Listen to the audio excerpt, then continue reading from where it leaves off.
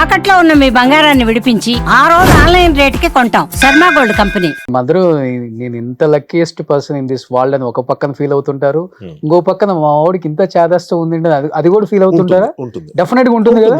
అంటే ఎందుకంటే తల్లిదండ్రులను బాగా చూసుకోలేనేమో, పెళ్ళి అయితే పెళ్ళాం వస్తే ఇవన్నీ మిస్ అవుతాను, అమ్మకి అన్ని రకాలుగా నేను సహకరించలేను, బయటికి తీసుకెళ్ళలేను, మాట్లాడలేను, ఇవన్నీ చేయలేదని పెళ్లి చేసుకోవాలని అని చెప్తున్నాడు. నా కొడుకు ఏంటని అది కూడా ఉంటుంది కదా. అంటే ఒకటి ఏంటంటే అదొక్కటే రీజన్ కాదు, ఇది ఒక one of the main reasons. అది ఆవిడకి చెప్పేది నేను. ఓకే, నువ్వు నాకు బుర్రతన విషయంలో నేను కానీ చేసుకుని ఉంటే ఎలా ఉండేదో నువ్వు, ఎందుకంటే చాలా చూసామండి ఇళ్లలో, మా రిలేటివ్స్ లోనే ఎన్ని పెళ్ళిళ్ళు పెటాకులు అవుతున్నాయి చూసాం.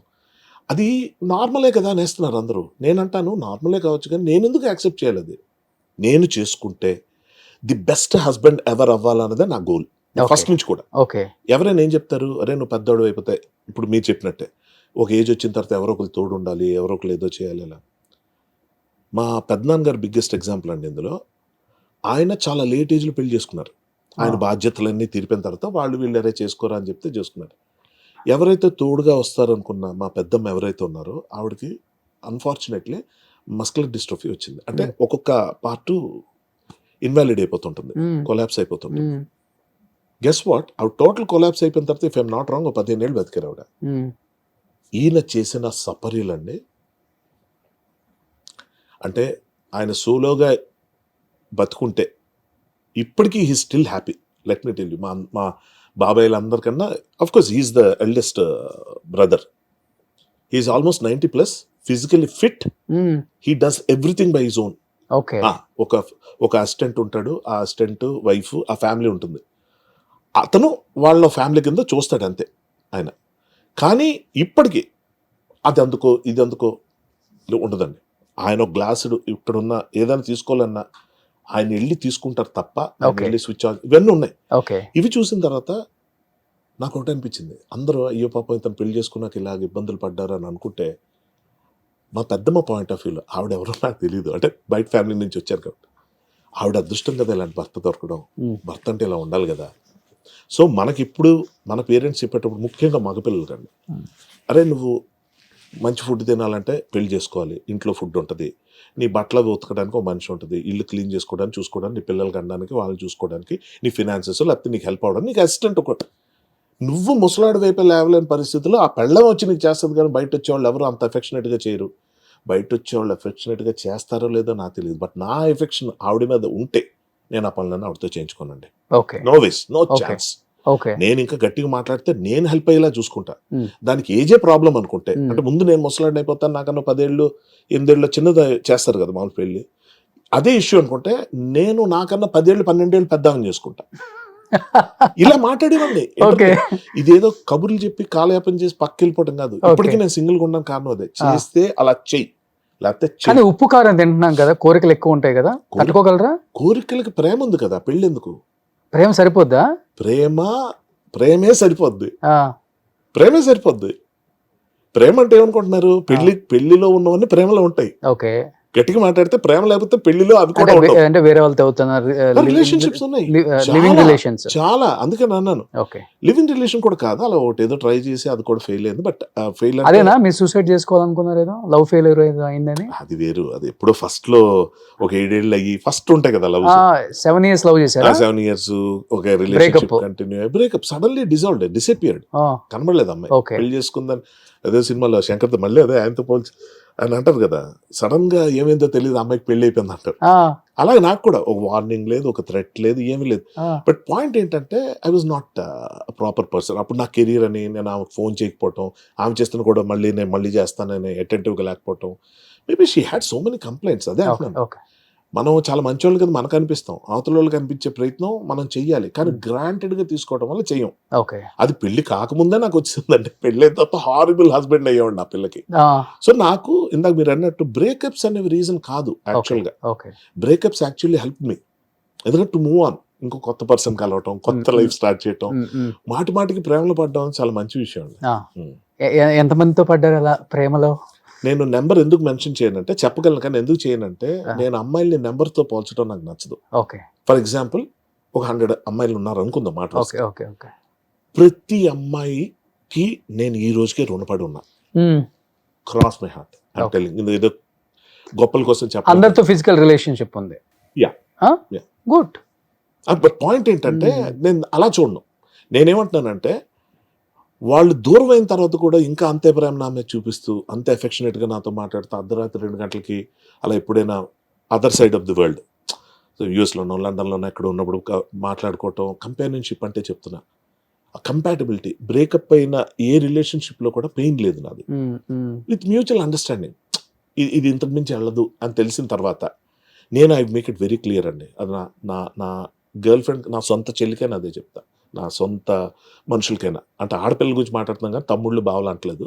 మరదళ్ళకైనా చెల్లెలకైనా మేనకోడలకైనా ఎవరికైనా ఒకటి చెప్తా, రిలేషన్ స్ట్రెయిన్ అయిపోతుందంటే మాత్రం దాన్ని దిగదాకా లాక్కండి. ఎమికబుల్గా మీరు అడ్జస్ట్ అవ్వగలిగినంత వరకు చూడండి. ఇది అవ్వట్లేదు ఎప్పటికైనా అనిపిస్తే మాత్రం don't waste your time. Okay. ఆ మనిషికి కష్టమే, మీ వల్ల మీకు కష్టమే, సాగదీయకూడదు. ఎందుకు అంటున్నానంట మాట, ఎప్పుడో 20 ఏళ్ళ తర్వాత అవుతుందేమో అనుకుంటా. అదేమో ఇన్సూరెన్స్ పాలసీ కాదు, షేర్ మార్కెట్ కాదు. ఈ రోజు అమ్మంది త్వరగా అయిపోవాలి సార్. ఇవాళ మీరు నేను ఉన్నాం, ఫ్రెండ్స్ అయ్యాం, రేపే ఒరేరా అనేసుకోవాలి. అనుకోకపోతే ఎప్పటికీ సారు మీరే ఉంటుంది. తొందరగా అయిపోవాలి కొన్ని. అలాగే బ్రేకప్ కూడా. బ్రేకప్ తప్పు అనుకోను సార్ నేను, ఎందుకంటే చిన్న ప్రపంచం మనం. అంటే ఒక బస్ డ్రైవర్ లాంటి బతుకులు మనవి. అంటే బస్ డ్రైవర్ అంటే ఏంటి, ఎంతో లగేజ్ రెస్పాన్సిబిలిటీతో కూడి స్టీరింగ్ మీద నేను ప్రశాంతంగా నిద్రపోయి తిని అరిగి నా పనులు నేను సక్రమంగా చేసుకొని స్టీరింగ్ మీద ఉంటే అద్భుతమైన రైడ్ ఇవ్వగలుగుతా. ఏసీ బస్సులు కూడా లోపల ఉంటుంది, ఏసీ డ్రైవర్కి ఉండదు. ఈ శ్రమలా కనిపించకుండా ఎంజాయ్ చేస్తూ ఇంతమంది గమ్యం ఒక్కసారి థ్యాంక్స్ చెప్తాం, డ్రైవర్ మామయ్యని చూస్తాం. అక్కర్లే గుర్తింపులు, మన పని మనం బాగా చేసాం, మనం తీసుకున్నాం బాధ్యత, దాన్ని బాగా నిర్వర్తించాలనుకున్న ప్రాసెస్లో ప్రతి మనిషి జీవితం, నేను అబ్బాయిల గురించే చెప్పట్లేదు, అమ్మాయిలైనా, they are like bus drivers, not ఫ్లైట్లో ఏసీ ఉంటుంది, కంఫర్ట్. ఇది టఫ్ కాబట్టి చెప్తున్నాం. ఆ బాధ్యత మనం నిర్వర్తించగలం సక్రమంగా అనుకున్నప్పుడు చేయాలి. కొంచెం నిద్ర వస్తుంది, కొంచెం డిస్టర్బ్ అయింది, జర్నీ స్టార్ట్ అయిపోతే ఒక దగ్గర ఆపి పడుకో, ఏం పర్లేదు, వేరే డ్రైవర్కి ఉంటారు కదా. అలా సబ్స్టిట్యూట్స్ మనకి ఉంటారు లైఫ్లో. అంటే ఏంటి, ఓ బ్రేక్ తీసుకోవాలి. ఒక్క 4 రోజులు కనబడడం, కొంచెం జాగ్రత్త చూసుకో. నేనే ఒకవేళ నా పొజిషన్ అలా వస్తే మా కజిన్స్కి వాళ్ళకి ఫోన్ చేసి చెప్తా. మా చెల్లెళ్ళు, చిన్నమ్మ కూతురు వాళ్ళు, మావయ్య పిల్లలు వాళ్ళు ఉన్నారు. అమ్మ ఇలాగా అమ్మను వదిలి ఒక 4 రోజులు నేను బయటకు వెళ్దాం అనుకుంటున్నాను, మీరు కొంచెం చూసుకోండి. ఇప్పుడు అమ్మ చూసుకుంటారు. అమ్మ కూడా ఏంట్రా నువ్వు వెళ్ళిపోతావు అదే ఉండదు. ఎందుకంటే ఆమెకు తెలుసు నేను ఎక్కడైనా కొంచెం హెవీగా లోడ్ ఫీల్ అయ్యి స్ట్రెస్ ఫీల్ అవుతున్నానంటే నాకు ట్రావెల్ అన్నది బాగా హెల్ప్. ట్రావెలింగ్ వెళ్ళిపోతారు సోలో. ఎక్కడికి వెళ్ళిపోతారు? ఎక్కడికి పెడితే అక్కడ. హిమాలయస్ అంటే అది మళ్ళీ అది కాదు, ఏదో కొండల్లోకి వెళ్ళి ధ్యానం అది కాదు. ఈ రిలాక్స్ కోసం, రిలాక్సేషన్, బాడీ మసాజ్ లో లేకపోతే ఏదో అది కూడా అవ్వచ్చు. Anything related to mind piece అన్నది బాడీ నుంచి వస్తుంది. మనం తినే ఫుడ్ కానీ, తాగే డ్రింక్ కానీ, బాడీ మసాజ్ కానీ, ట్రావెల్ కానీ, ఏదైనా కొత్త ప్రదేశం చూడటం, ఇవే కదా ట్రావెల్ లో. ఇప్పుడు కేరళ వెళ్ళాం అనుకో, 10-15 days లో ఎంత అద్భుతంగా ఎంజాయ్ చేయొచ్చు లైఫ్ ని మనం అనుకుంటాం. కానీ అక్కడ సోలోగా ఉండాలి, ఒక రూమ్ ఇస్తారంట, పిడి మసాజ్లు అంట, బాడీ అది ఏదో అంటారు. కానీ ఎంత రిలాక్సేషన్, డిటాక్షన్, అది మూడ్ బట్టి. నేనేమంటున్నానంటే ఇక్కడ నుంచి ఒక్క 50-60 కిలోమీటర్లతో కొన్ని రిసార్ట్లు ఉన్నాయి. అవును, అవి కూడా చాలు నాకు. అనంతగిరి హిల్స్ ఉంది, అప్పుడే అక్కడికి వెళ్ళదు. బట్ నాకేంటంటే ఇప్పుడు సపోజ్ మీరు ఫ్రెండ్, మీకు ఏదైనా ఊరాతలో ఫామ్ హౌస్ ఉంది అనుకోండి, నేను అడుగుతా మీరేమైనా యూజ్ చేస్తున్నారా, నేను ఒక రోజు వెళ్ళి ఉండొచ్చా అని. ఎందుకంటే నాకు ఒక్కరోజే టైం ఉంది. అలాంటి ఫ్రెండ్స్ నాకు చాలా మంది ఉన్నారు. వెళ్ళొచ్చారా ఏముందని వెళ్ళిపోతా, డ్రైవ్ చేసుకుని వెళ్ళిపోయి అక్కడ ఉంటాను, ఓ రోజు రిలాక్స్ అవుతాను. రిలాక్స్ అంటే మళ్ళీ చెప్తున్నా, ఫుడ్, మసాజు, లేకపోతే డ్రింక్ ఇవి కూడా కాదు. ఏమి సిగ్నల్, ఫోన్ మోగకుండా, ఫోన్ సిగ్నల్ లేకుండా, అది మనకు వేరే ఆలోచన లేకుండా, ఎండ వస్తే ఎండలో కూర్చోవటం, వాన వస్తే వానలో తడవటం, కాలి నడకన చెప్పులు కూడా లేకుండా నడవటం. అదేలే, ఇప్పుడు తాళి కడితే చాలా బంధాలకి, అంటే ఆ బంధానికి చాలా ఆన్సర్లు చెప్పాలి. తాళి కట్టకుండా ఉంటే ఎన్ని క్వశ్చన్లకైనా ఆన్సర్లు చెప్పొచ్చు. ఎంత చిరాకు పుట్టినా కానీ మనకు పెయిన్ అనిపించదు, వాళ్ళని అనాలనిపించదు. సో బట్ తాళి కడితే పెళ్ళాం బాధ్యత, పిల్లలు బాధ్యత, అమ్మాయికి కూడా. అమ్మాయికి అదే కాబట్టి అన్ని భరించాలి, భర్త ఏం చేసినా భరించాలి. అంటే ఆడపిల్లలకున్న దౌర్భాగ్యం ఏంటంటే ఇది ఎవరు డిస్కస్ చేయరు. ఎంతసేపు అరవడం, కొట్టడం, తిట్టడం, తాగడం ఏం మాట్లాడతారు. కానీ మగాళ్ళు కొంతమంది మెయింటైన్ చేయడం రాదు sir. They don't shave properly, they don't brush their teeth. అంటే బ్రష్ చేస్తారు కానీ సిగరెట్లు కాలుస్తారు, దే డోంట్ స్మెల్ గుడ్. అంటే ఒక మనిషి కంపు కొడుతూ ఒక రాత్రి కాదు, రాత్రంతా ఒక మనిషి పక్కన ఉండాలి, అలా జీవితాంతం పక్కన ఉండాలి జస్ట్ బికాస్ భర్త. ఏ ఆడపిల్లని వచ్చి మా ఆయన నోరు నాకు కంపు కొడుతుంది, అత్త బాడీ సరిగ్గా కంపు కొడుతుంది, వాసన వస్తుంది, అందుకే నేను అతను వదిలేసి ఇంకో రూమ్లో విడాకులు కూడా కాదు, వేరే రూమ్లో పడుకుందాం అనుకుంటున్నానని చెప్పినా ఆ పిల్ల పరిస్థితి అంటే ఆలోచించాను. అవును, బండబూతులు తిడతారు. అది ఏంటి పెద్ద నువ్వేనా ఇదా అంటే, వాడిని ఏమనరు అంటే అసలు నువ్వు అలాంటివి ఎంచకూడదు అంటారు. వాడు చెప్పాల్సిన ఇది వీళ్ళకి అర్థం అవుద్ది, కానీ వాడికి ఏం చెప్పాలి ఎలా చెప్పాలి కూడా తెలియదు. నేను అందుకే అంటాను, మనం జనరల్గా ఈ ఫంక్షన్స్కి అక్కడికి ఇక్కడికి వెళ్తాం కదా, ఎవరైనా మనకి మౌత్ ఫ్రెషనర్ ఆఫర్ చేస్తే మనం ఏదో పెద్ద కాఫీ టీ వద్దంటాం అలా అనకూడదు, తీసేసుకోవాలి. That means they are conveying it అవునవును, యు నో వాట్ నేను ఇస్తాను, నాకు అలవాటు ఉంది. కార్లో కూడా ఉంటాయి. రాగానే నాకు ఇచ్చారు కదా, చెప్తున్నా, there is some gesture you show. వీడు లంచ్ టైంకి వచ్చాడు, తిన్నాడో లేదో అడిగారు, నేను తినలేదని చెప్పాను, వెంటనే offered dry fruits. So that is a positive gesture. అలాగే ఓ మనిషి పొద్దు నుంచి తిరుగుతూ వస్తున్నాను అన్నప్పుడు you know how it smells, come on. So ఇలాంటి సెన్సిటివ్ ఇష్యూస్ చాలా ఉంటాయి. గురక ఒక ఇష్యూ అవుతుంది, కొంచెం కొంతమంది తేనుపులు గట్టిగా తేనుస్తారు. Those are very odd things, like coffee sound చేసుకొని తాగుతారు. వీటికే విడాకులు తీసుకోవాలంటే why not?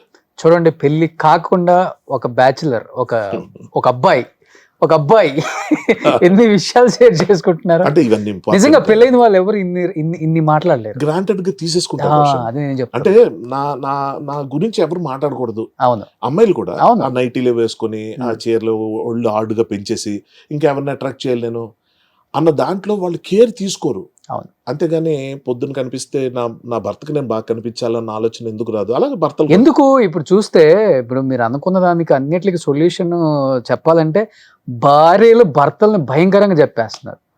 Wives killings husbands, killing వేరే టాపిక్. అది అసలు భయంకరంగా జరుగుతున్నాయి కదా. నిన్నటికి మొన్న కుక్కట్పల్లి జరిగింది మళ్ళీ. అది ఇది వాట్ యూ సెడ్. ఇప్పుడు నాకు కనెక్ట్ అయిన పాయింట్ ఏంటంటే, భర్త వద్దు అనుకున్న తర్వాత కొన్ని ఆ మధ్య విన్నాం, ఏదో టూర్కి తీసుకెళ్ళి వేరే బాయ్ ఫ్రెండ్తో చంపేయటం అన్నీ.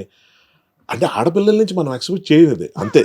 వాళ్ళు చాలా వల్నరబుల్ ఉంటారు, వాళ్ళు సఫరర్స్. అప్పుడు అర్థమైపోయింది నాకు, జెండర్తో పని లేదమ్మా, ఆడలేదు మగ లేదు, దుర్మార్గులు ఏ జెండర్లోనైనా ఉంటారు, మంచి చెడు ఉంది తప్ప ఆడ మగ లేదండి. కానీ అది ఉండదు మంచి, దాన్ని కన్సిడర్ చేయలేం. కానీ డార్లింగ్, నువ్వు ఈ మోటివేషనల్ కి సంబంధించిన కొటేషన్స్ కానీ అంటే లైఫ్ లో చాలా అప్ అండ్ డౌన్స్ చూసావా, లేకపోతే వాట్ ఈస్ లైఫ్ అన్నప్పుడు ఏమర్థం అవుతుంది అసలు మీకు? వన్ హ్యాస్ టు ఫెయిల్ అని ఒకటి చెప్పారు కదా, ప్రతి వర్డ్ స్టేటస్ లోకి వెళ్ళిపోయింది. ఒకసారి చెప్పండి అది. ఏముంది, అది అందరూ ఎప్పుడు చూసేదేమో. One has to fail, love లో ఫెయిల్ అవ్వాలి, చదువులో ఫెయిల్ అవ్వాలి, వ్యాపారంలో ఫెయిల్ అవ్వాలి. ఎందుకంటే అంటే అవ్వాలి అంటే ఇది ఒకటి క్లారిఫికేషన్ ఇవ్వాలి, ఇది అందరూ చూసారు కాబట్టి చెప్పట్లే.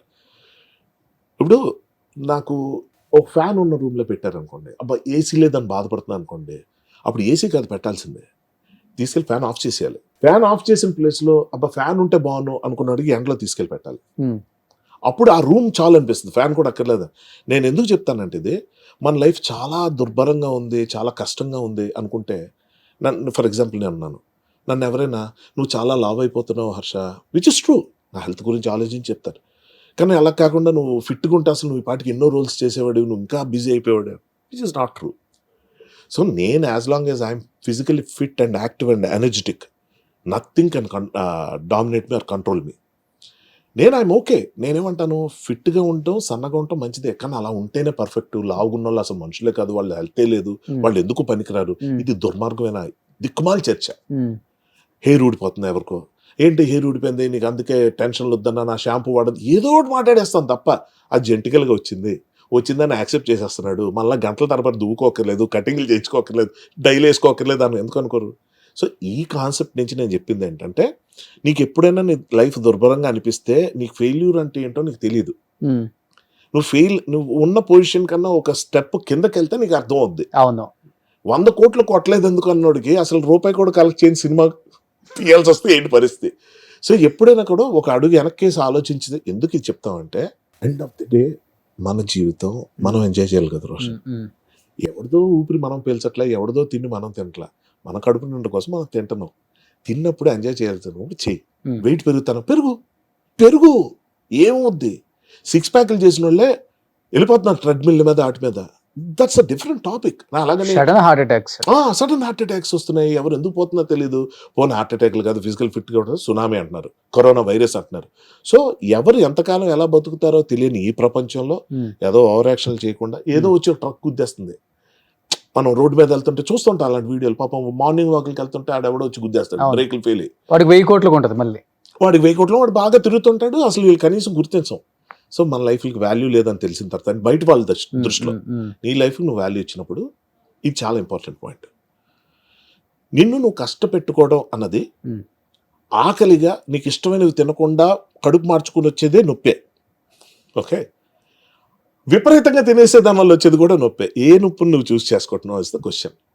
దానివల్ల ఏ నొప్పి వల్ల ఇప్పుడు తిండి మానేసి నేను ఫిట్గా ఉండొచ్చు, కానీ దానివల్ల నా మైండ్ బ్లాక్ అయిపోయి, నా బుర్ర సరిగ్గా పనిచేయక, నాకు ఏ ఆలోచన సరిగ్గా రాక, విసుగు. చూస్తుంటాం ఈ 6 ప్యాక్లు మెయింటైన్ చేసే వాళ్ళు ఆ చిరుబుర్లాడుతూ అందరి మీద అలా. ఎందుకు? అది హాయిగా తిను, కావాల్సినంత తిను. ఎక్కువైపోయిందా అప్పుడు దాన్ని తగ్గించు. ఎక్కడో మోడరేషన్ నీకు అలవాటు అవుతుంది. సినిమా యాక్టర్ కావాల్సింది ఒక పర్ఫెక్ట్ లుక్ అనుకుందాం. అనకూడదు నాకు ఏమంత గొప్ప లుక్ ఉందని ఇన్ని సినిమాలు చేస్తున్నా అని నేనేం విరవీగిపోవట్లేదు నా పొజిషన్ చూసి. It happens. ఫిట్గా ఉంటారు కొంతమంది, ఎంతో బాగా తయారవుతారు, పొద్దున్న లేస్తారు, ఫేషియల్స్ అంటారు, హెయిర్ అంటారు, ఇది అంటారు, డైట్ మెయింటైన్ చేస్తుంటారు, ఖాళీ ఇంట్లో కూర్చుంటారు. ఏం న్యాయం ఇది? సో ఎవరైనా నాకు బీభత్సమైన క్రేవింగ్స్ ఉంటాయి, కానీ ఆ క్రేవింగ్స్ కి మందు వేయరు ఎవడు కూడా. మందు వేయరు అసలుకి. మందు అంటే ఫుడ్ వేస్తేనే కదా. అవును, అది ఫిట్నెస్ కోసం. ఇప్పుడు చిరంజీవి గారు కూడా తిండి కొన్ని లిమిట్ తింటే limit is limit again. When it is not feeling, కడుపు నిండా తినకపోతే మనకి అతృప్తి రాదు, ఆత్మతృప్తి రాదు. అదే మరి. కానీ కడుపు నిండా తినడం వల్ల ఏం జరుగుతుంది, నాకేం జరుగుతుంది అంటే వెయిట్ పెరుగుతున్నాను, లేకపోతే ఇదే వెయిట్లో ఉండిపోతున్నా. సో దీనివల్ల నాకేంటి, ఒక రూల్స్ ఏమైనా తక్కువ వస్తున్నాయా, ఇంపార్టెన్స్ లేని వస్తున్నాయా? కాదు. Police officer roles, security officer roles, అరే కాలు ఇరిగిపోయి కదలేని పరిస్థితుల్లోనే కంటిన్యూ చేస్తున్నారంటే there is something called luck boss. ఈ ప్రపంచం అంతా నడుస్తుంది ఈ నెంబర్స్ మీదే. సమ్ ఏదో అలా న్యూమరాలజీ, మళ్ళీ యాస్ట్రాలజీ నేను చెప్పను, వాటిని నేను నమ్మొద్దని కూడా చెప్తా. నేనేమంటానంటే దిర్ సమ్ పవర్, అదేంటో నాకు తెలియదు. అంటే మనకి తెలుసు ఈ ఉంగరం పెట్టేసుకోవాలి, ఈ నెంబర్ ఏదో న్యూమరాలజీ చేసేయాలి, ఆల్ఫాబెట్లు మార్చేయాలన్నది ఎందుకు వద్దంటానంటే అది మూర్ఖత్వం. మనం కంట్రోల్ చేయగలుగుతాం అనుకోవడం మూర్ఖత్వం, కాబట్టి అది వద్దంటున్నాను. అంతేకాదు నమ్మను. సో కర్మ సిద్ధాంతం నమ్ముతారా? కర్మ సిద్ధాంతం కూడా అంటే చాలా మంది పాపాత్ములు బ్రహ్మాండంగా బతుకుతున్నారు కాబట్టి నేను అది కూడా నమ్మలేకపోతున్నా. నేనేమంటానంటే మన వరకు మనం చూసుకుంటే, నా వరకు నేను చూసుకుంటే, నేను ఒకరికి ఏదైనా తప్పు చేస్తే, ద్రోహం చేస్తే అది నా మీద వచ్చి పడుతుంది అని అనుకోవటం వల్ల నేను తప్పులు చేయకుండా ఉంటాను అన్నమాట వాస్తవం. కానీ మహాపాపాలు చేసిన వాళ్ళు బ్రహ్మాండంగా బతుకుతున్నారు, ఏ పాపం చేయని వాళ్ళు దుర్మార్గంగా చచ్చిపోతున్నారు. లైక్ ఏ హ్యాబిట్స్ లేని వాళ్ళు గబుక్కని హార్ట్ ఫెయిల్ చచ్చిపోవడం లాంటివి చూస్తుంటే మనకి ఇదేదో అర్థం కాని టాపిక్ రవై అన్న అర్థం అవుద్ది. అప్పుడు ఏంటంటే దాని గురించి ఎక్కువ ఆలోచించకుండా ఉన్నంతకాలం ఈ రోజు ఫుల్ ఫిల్ చేసేసుకో, ఇదే లాస్ట్ రోజు అన్నట్టు బతుకు.